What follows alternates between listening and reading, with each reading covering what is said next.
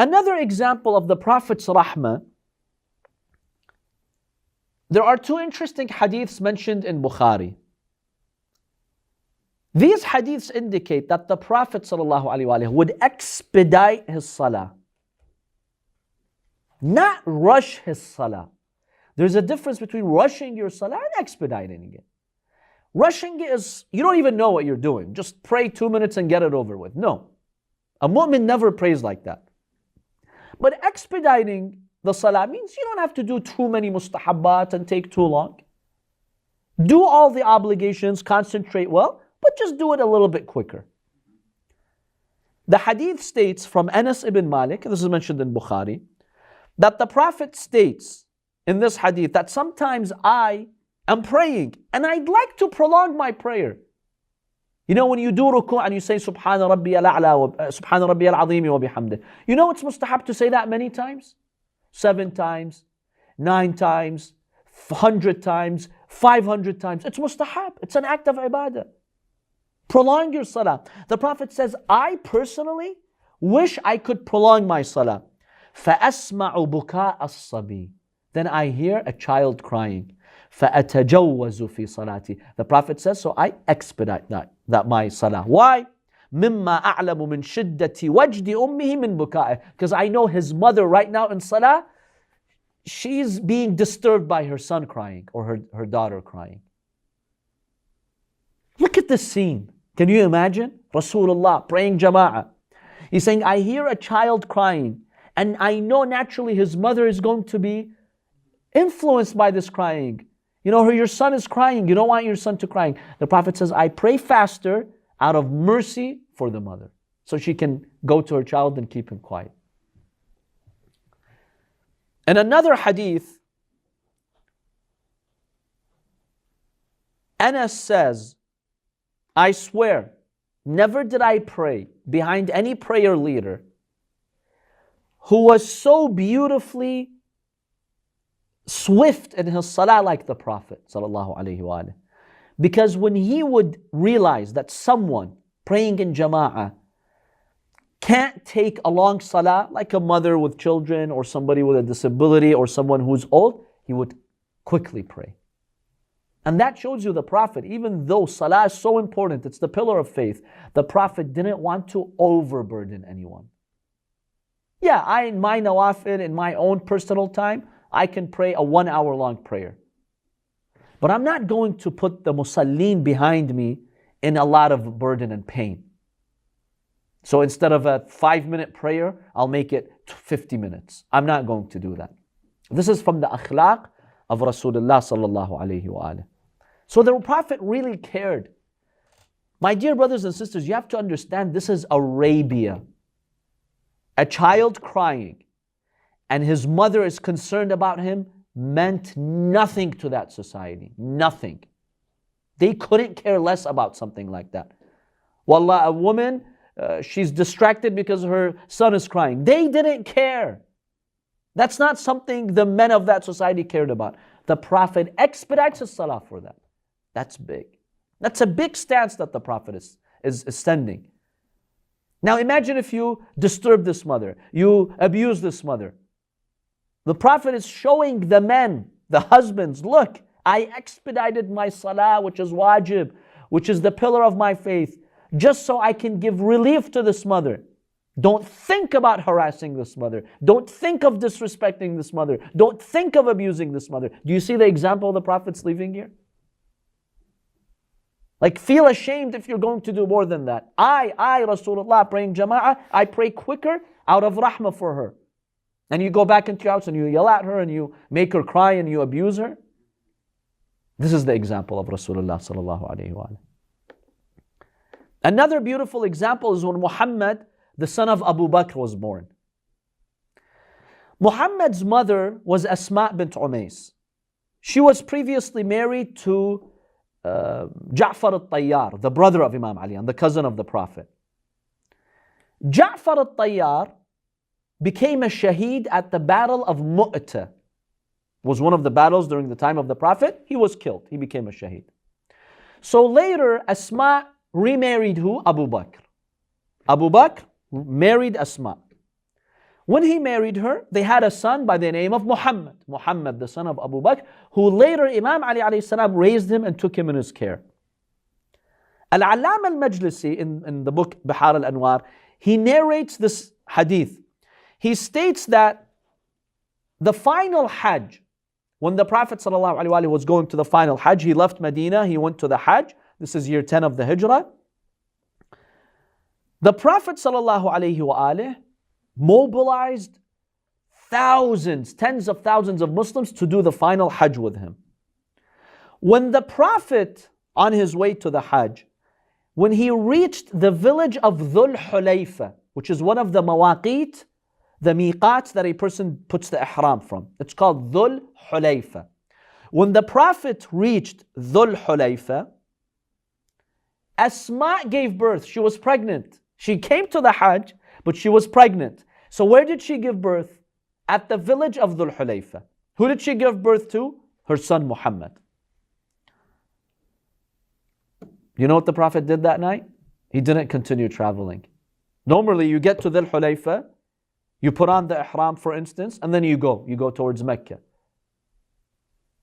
You just stop there shortly.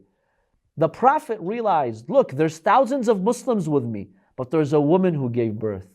She can't travel right now. She needs at least one night to rest. So the Prophet delayed the travel plans till the next day in honor of one woman who gave birth there in the caravan.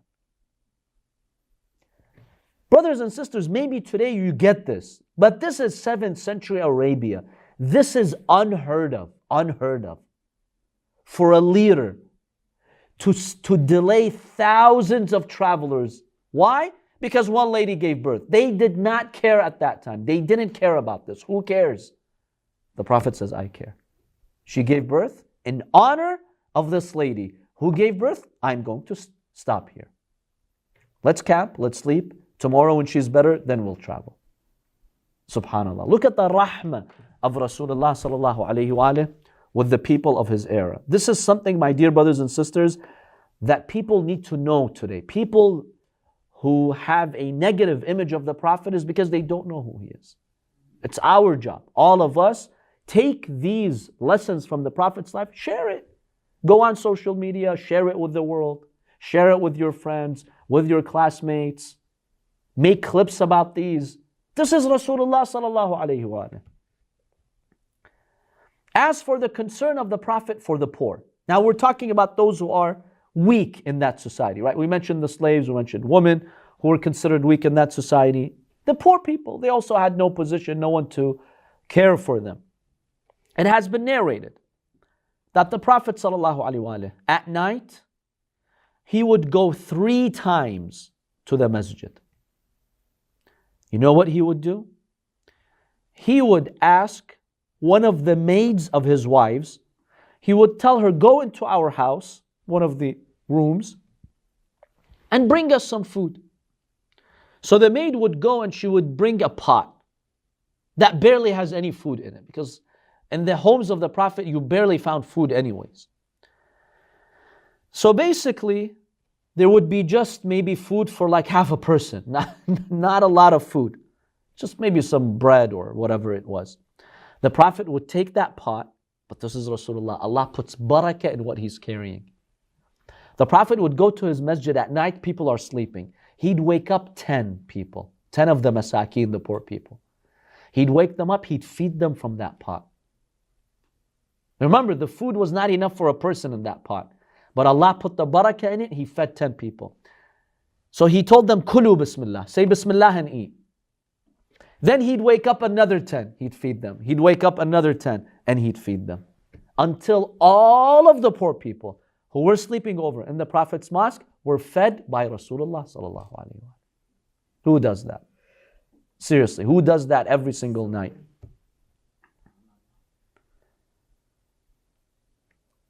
Now this other hadith is narrated by Abu Huraira, the companion of the Prophet sallallahu alaihi wasallam. Abu Huraira says, I swear by God in this hadith, I would struggle with hunger to the point of pain. I had to basically tie a rock to my stomach just to help me with the hunger. He says, so one day Abu Bakr passed by. I asked him about a verse in the Quran.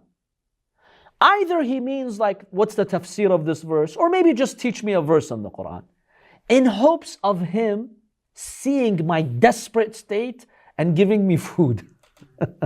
ما سألته إلا ليشبعني. He says, I wasn't really too concerned about the Quran. I just asked him a question so he can see my state and give me some food. So Abu Bakr didn't help me. Then Abu Huraira narrates this, by the way. He says, then Umar came. I asked him about a verse in the Quran in hopes that he'd feed me. Umar didn't show any concern either. He didn't feed me. Then marra biya Abu al-Qasim sallallahu alayhi wa sallam. Then the Prophet sallallahu alayhi wa sallam passed by. فَتَبَسَّمَ حِينَ رَآنِي. Before I even asked him a verse about the Quran, he smiled and he basically signaled to me, I know what you're going through. You're hungry. He told me, Abahir.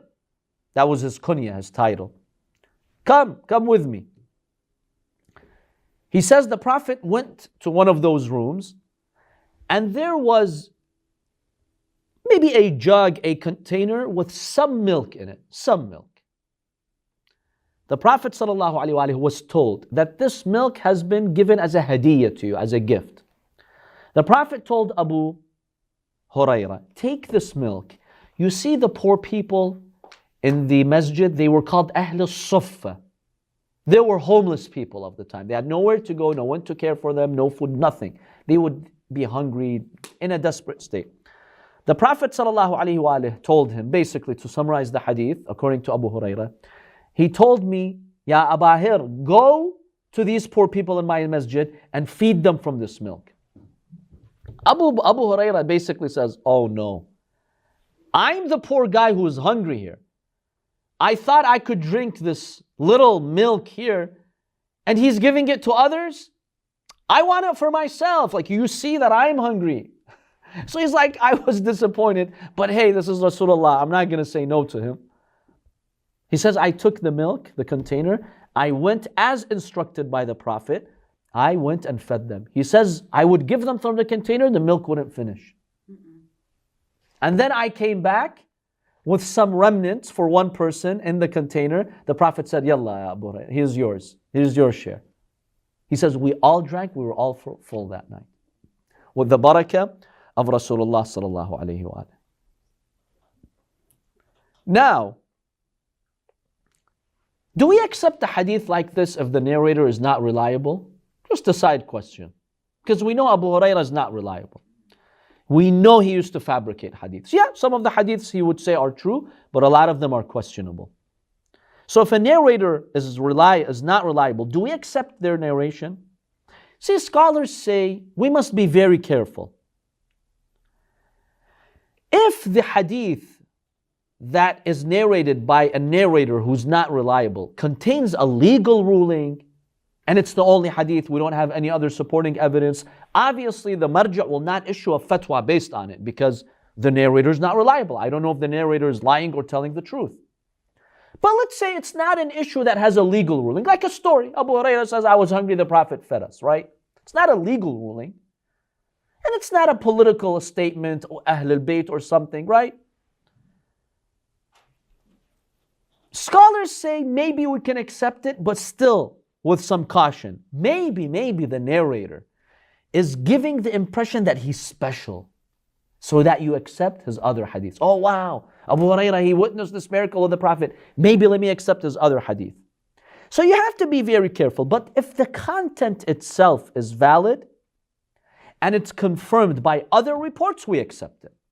So this hadith by Abu Huraira, even though Abu Huraira is not reliable himself, but number one, we could say there are other hadiths that confirm the content of this hadith. The Prophet cared for the poor. And Abu Huraira is saying the Prophet cared about the poor. So we know that's valid. The Prophet sends them food or milk. We know from other reports the Prophet would do that. There would be barakah in the food that the Prophet sends. It would be very little food, but it would be enough for everyone. See, that's also confirmed. So even though this hadith is narrated by Abu Huraira, we can accept the content because it's confirmed by other reports.